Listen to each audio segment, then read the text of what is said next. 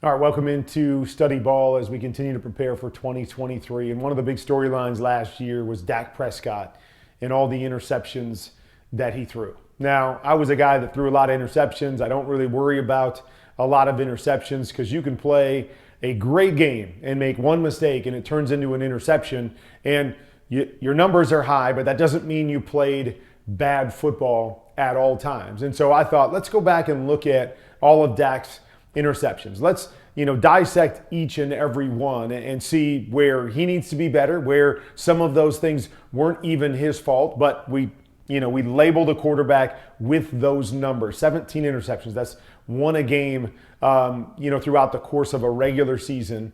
And, there are just so many different scenarios that go into it. And no question, there's going to be some where Dak has to play better and has to be better at making decisions. And then there's going to be other ones that we look back and go, you know what, man, that was just trying to make a play, or that should have been caught instead of turning into an interception. So let's go back and take a look at all of them as we prepare for 2023 so we get this narrative right on, Dak didn't play good because he threw 17 interceptions. And I won the MVP one year with 22 interceptions. My son always asks me, Dad, how did you win the MVP throwing 22 interceptions? And I always tell him, I won the MVP on every other throw besides those 22 throws. And so, you're going to make mistakes as a quarterback. And your mistake could lead to 8, 10, 12 incompletions, or you could have 4, 5, 6 incompletions, but one of those mistakes turns into an interception. And we've got to be able to look at the tape, look at the big picture, and define players by how they play overall, not just cherry pick different stats to say they're good or they're bad. All right, so they're going to have a little kind of bend in here, a check swing here, CeeDee Lamb down the middle of the field, going to run a hook here, and then they're going to run a go down the sideline. All right, so let's go back and take a peek. We've got cover two. Okay, so we've got cover two. All right, what does that mean? That means they're going to have a guy sitting in this window for the end. They're going to have a guy in the corner that's sitting out here that can take away the swing. Running a guy down the middle. Not only do they have two safeties that could possibly squeeze it, but they're running their Mike linebacker in a Tampa 2 type look down the middle of the field. We've got a hook right here to the outside over here. A defender that's sitting underneath it right there. Then you have the go down the sideline as well. So when looking at this play, based on the way it's designed and everybody going to different zones, really the one chance you have on this play is to read this safety 2-on-1, inside out. He turns inside, you possibly have a shot down the sideline, right? You see the Mike linebacker carry and the safety squeezes. That's really where your shot is on this play. But there's not a lot of options, right? There's not a whole lot going on. Covered. Yes, you could throw this back here and gain a few yards because the corner is dropped.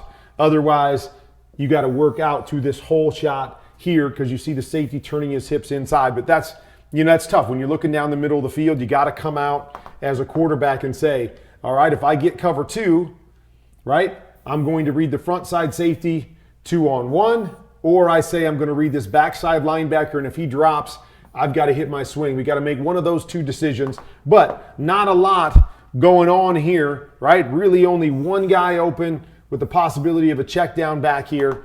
Then you get pressure, and this is where, as a quarterback, I say this all the time, don't make a bad play worse, right? And that's where a lot of bad decisions and interceptions happen, is making a bad play worse.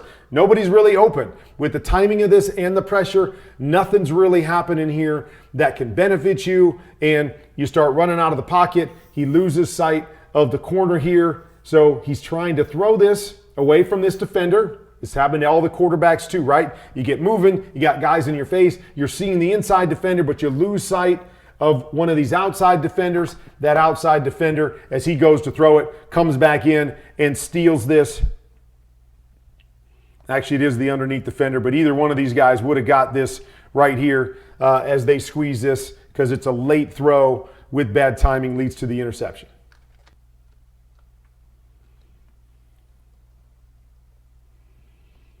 All right. Similar type play here. We're going to run a hook now in the middle of the field And then we're going to try to wrap this guy up over the top.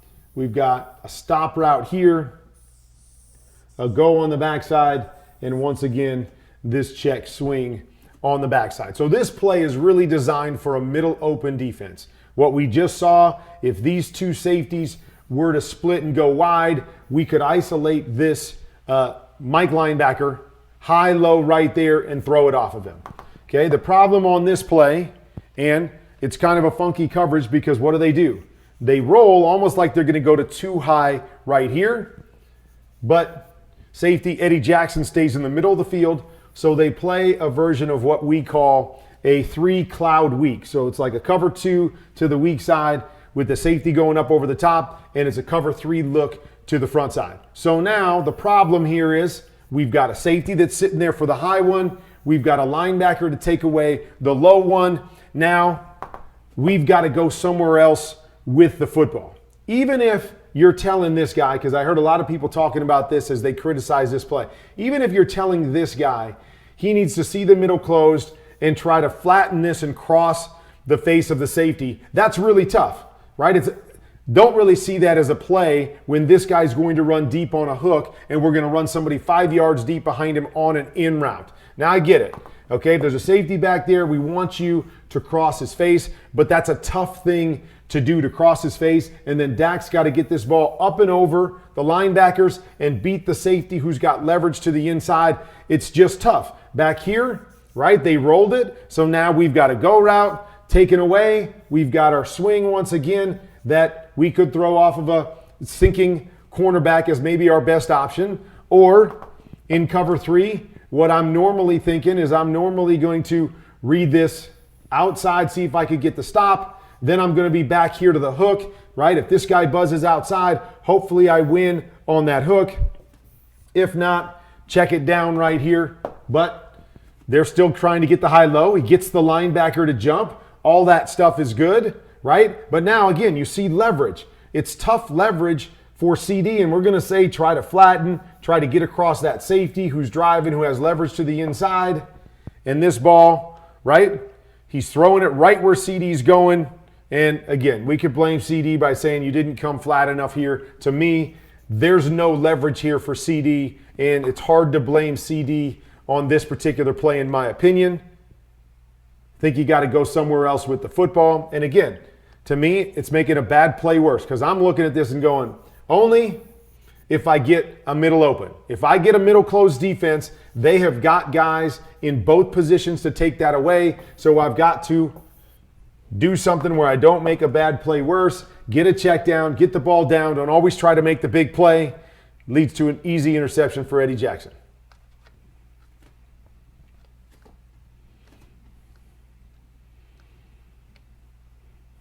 All right, so here's an interesting play. Okay, we've got basically like all goes. So we're going here, and then CD's coming right off his tail, and these guys are way too close together there, but we're basically running all goes down here in the red zone. Okay, so what should happen here? All right, to me, there's a couple things that have to happen here. And so again, we're going to put a lot of this stuff on Dak. And again, as a quarterback, you've got to be able to decipher all the stuff that's going on and make good decisions with the football. But when you've got tough plays that you're trying to fight against, it just makes the position harder. Okay, we're going to go down this seam. We're going to attach that guy. We're going to run the go. We're going to attach that guy. Okay, we're going to run the go out here. We're going to attach that guy. So they've got one more safety back here. Now, our goal when we're running 5 goes has to be to isolate one of these guys. So we got to isolate that safety. So what should be happening here? In my opinion, tight end, Dalton Schultz needs to get inside this linebacker here, or at least move him so he moves that direction, and then he gets more to this backside hash. So when he gets to the backside hash, if this guy turns to the backside seam, I've got to throw there. Then, if this safety takes away that throw, CD needs to be attacking this wider and staying up this seam right here. So now, if that safety jumps Dalton, I've got a chance for this seam and maybe even bending him inside off of that safety. If that safety stays wide, now I've got a chance for Dalton Schultz there if he runs this right. What happens? Dalton goes up the field, gets jammed, so he goes even wider right here. And now him and CD are right next to each other. They're basically running the exact same route. And this guy is in position to be able to play both of those guys. So I know the idea is just like the last one. One of these guys is going to cross the face of the safety, and I'm going to hit him with the throw. Neither one does, right? They both take their angles even higher. They end up going over the top of the safety. Dak's trying to anticipate down in the red zone. Safety jumps it. Another interception. Same game. What do we got? Same type of thing. Here we go. We're going to run a go. We're going to run a guy down the middle. Okay, I guess if there's a middle safety, flatten this and cross his face. We're going to run a go on the backside. So again, we don't have a lot of options. This guy's running out here to take that away. This guy's running out here to take that away. We don't really have a high-low anywhere. So we're going to try to read the middle. And this one's tough because the safeties are widening, but they've dropped another safety in the middle, so it becomes almost like a 3 deep. So again, a lot of people are saying, well, CD, you've got to stop and flatten this across the face of that guy. It's tough because he's getting jammed and walled to the inside, so he's got to get around that guy and then flatten, and then you're going to have your check downs underneath. Again, Dak trying to anticipate, right? Lots of things happening, right? See how tough this is? He's got to go around this guy, and then we want him to put his foot in the ground and flatten when this guy's flat-footed and has leverage right there. When I look at this play, I say to myself, perfect coverage, right? Because they're clouding both sides. They've got a safety to cover both of those guys. We got a guy down the middle. They've got a safety sitting down the middle. They've got perfect coverage on this. Don't make a bad play worse. Don't try to jam it down the middle of the field and trying to anticipate a lot. But again, the biggest thing is defense is in position to make the play. I know we're hoping that we get into position and that this is possible, but defense is in initial position to take this away, and we're trying to force it anyways instead of just checking it down. And again, it's 3rd and long. So quarterbacks get into that rut of, hey, 3rd and long, I got to throw it for the first down. I got to get the ball past the first down markers, and that's when mistakes happen. Play the play. Another thing for young quarterbacks out there. If a play is called on 3rd and long and the defense is set up perfectly to take it away, play the play. If the play says, based on the defense you're getting, throw a check down, throw a check down. If you get 6 yards instead of 10 yards, then you punt. But you play the play that's been given to you because more mistakes happen and more interceptions happen when we're trying to force a play because of situational football instead of just playing the play. So we're seeing a number of interceptions already, right? Throwing back to the middle of the field.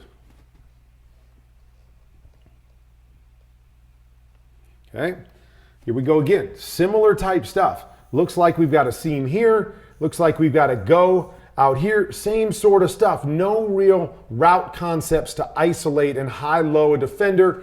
Just basically go routes going everywhere. So we're trying to find the void. Okay, the backside, again, we've got kind of that same thing. He's wrapping in here kind of like an in, and then we're going to check to the flat. But once again, we've got a guy to take that away. We've got a guy to take this away. We've got a guy to take this away. And this go here, where again, we might be able to get a 2-on-1 off of this safety if these two guys are able to get through. But what I want you to notice is this corner's playing soft.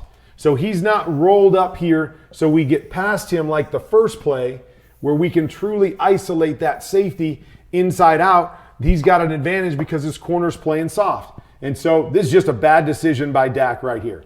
Okay, so understanding that they're playing a too high look, that this guy doesn't have any deep responsibility. Really hard to try to throw a back shoulder right here. That corner's baiting him, looking at him the whole time, knowing that he can break on the football, doesn't have to worry about what goes over the top of him, and Dak's just trying to force this in a tight window against that corner. Corner just steps in front and makes a nice play.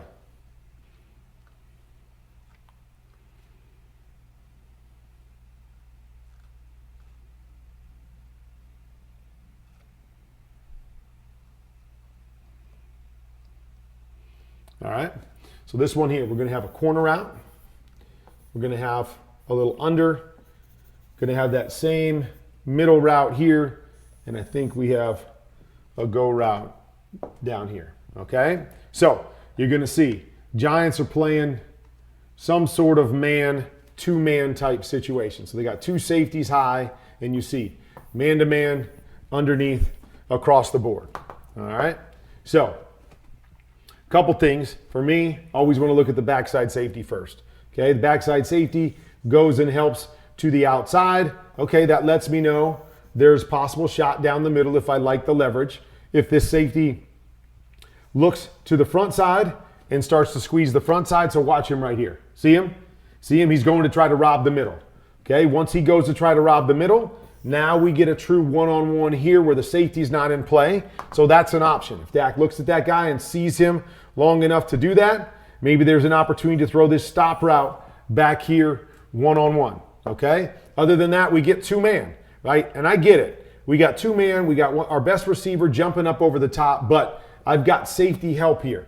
My favorite plays against two-man are outside breaking routes because two-man, they play hard inside leverage, so we're looking for outside breaking routes more than anything else. I've got a great corner route here against two-man. I would have liked to seen him go right there to the corner route and then recover back under here to the runaway. Easier, safer throws than trying to throw it up and over this underneath linebacker who's playing trail and these safeties that are over there, so it becomes a harder throw to make it go up and over because you've got help up over the top. Would like to see him come down. The other thing too is you see him kind of fade in the pocket here, and now instead of setting, he's fading back and then trying to throw it. What happens? Ball's short, late and short, and it leads to a tipped interception. Okay? Best thing, eye the backside safety. If you get that backside safety to go there, get back here on time and be ready to throw the football on time. Dak hesitates, bounces, falls away. Bad throw that gets tipped up and intercepted.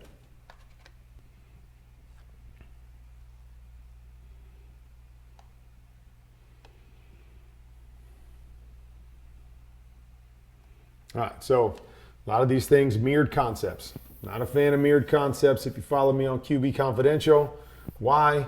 Because certain coverages take away these mirrored concepts, and so you have nowhere to go against that coverage, whereas I like having one concept on one side, a different concept on the other side. So if you get those particular coverages, you go away from what you don't like, you go to what you like, okay? So they've got double corners and swing routes with a guy down the middle, okay? So you really like this against a cover two look. So it looks initially like we're going to get cover two, right? But then on the snap, they go to cover three, and you'll see this guy drop into the middle, that guy drop into the middle, this guy drop into the middle underneath. These corners now go to an off position and an outside off position, okay? So what's really hard is it's really hard to throw corner routes against corners that are in outside leverage. So you see outside leverage. You see outside leverage right here. So as a quarterback, when I see that stuff,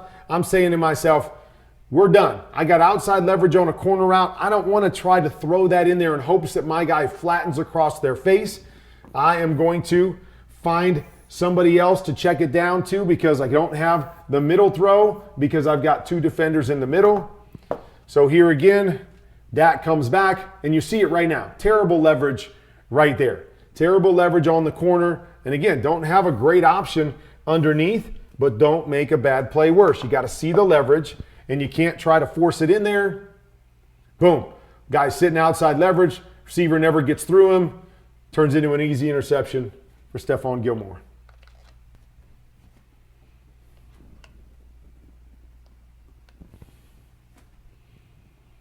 Okay, so we're going to run double slants over here.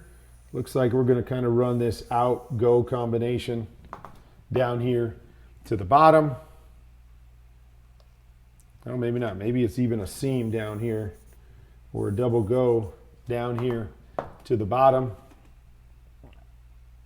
So you see it. Not a lot going on there. Back checking down. So again, we got to see the coverage and say, Okay, is it a good play? What part of it is a good play? So anytime we have double slants, what am I looking at? I'm looking to see how many underneath defenders are to that side. If I've got one underneath defender to that side, then I can read the double slants because he can only take one of them. If I've got two underneath defenders to that side, then I can't read double slants because one goes into the inside guy, one goes to the outside guy, and now I'm just trying to make a play work instead of once again being able to isolate a defender. Now we don't have a great look over here, right? Because we've got guys to carry, but once I've X'd out these guys up here because I don't have the right look, now I got to come over here. Maybe I have my go shot right here. Maybe I get my seam back behind that linebacker, and if he carries, then I check it down to my back right here. But we've got to understand the numbers, what the possibilities are, and you see it. There's no possibility here, right? He's going there, he's going there. We knew that from the start. That is an easy decision right there to me. Bad decision here by Dak. We've got to understand that, know that. Two defenders against two receivers, not a good advantage for us. So we've got to work somewhere else. Instead, he's trying to force it in around a defender that's already in position. Ball's tipped up in the air, and once again, an interception.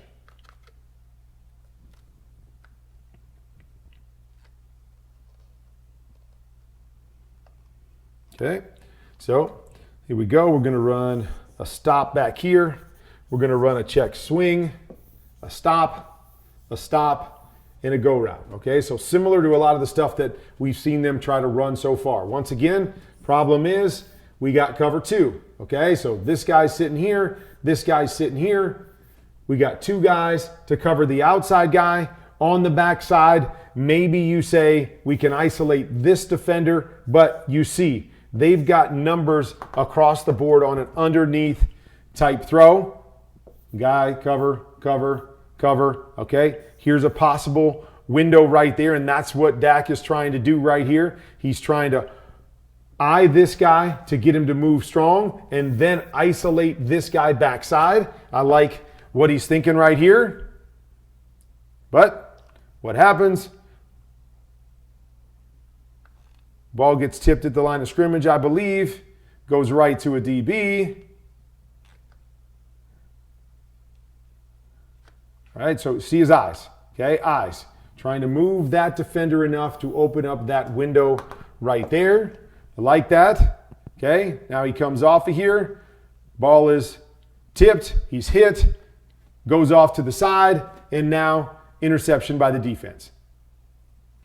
All right, so there you see it. We've got a number of different things here in the first half of the tape.